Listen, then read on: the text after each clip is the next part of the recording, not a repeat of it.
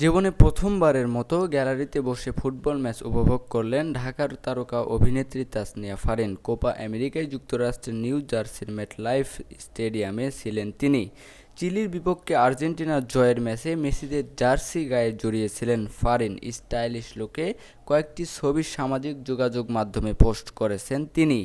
বুধবার রাতে প্রথম আলোর সঙ্গে আলাপকালে ফারিন জানালেন, তিনি মূলত যুক্তরাষ্ট্রে একটি শোতে অংশ নিতে গেছেন।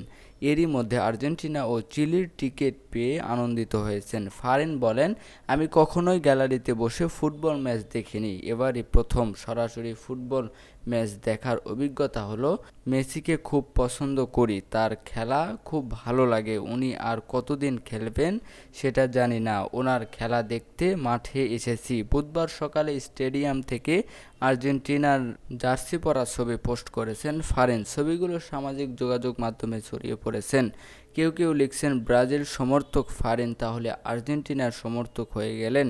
বিষয়টি নিয়ে চর্চার মধ্যে। ফারিনের ভাষ্য, আমি এখনও ব্রাজিল সমর্থক। ব্রাজিলের সমর্থক হলেই আর্জেন্টিনাকে ঘৃণা করতে হবে এমনটা আমি বিশ্বাস করি না। খেলা নিয়ে ঘৃণা ছড়ানো উচিত নয়, খেলাটাকে উপভোগ করাটা জরুরি। নিউ জার্সির মেটলাইফ স্টেডিয়ামে আরেক তারকা মেহজাবিন চৌধুরী অভিনয়শিল্পী মেহজাবিনের সঙ্গে তোলা একটি ছবি ফেসবুকে পোস্ট করেছেন। ফারিন জানালেন, যুক্তরাষ্ট্রে একটি অ্যাওয়ার্ড শোতে অংশ নেবেন। আগামী মাসে ঢাকায় ফেরার কথা রয়েছে তার।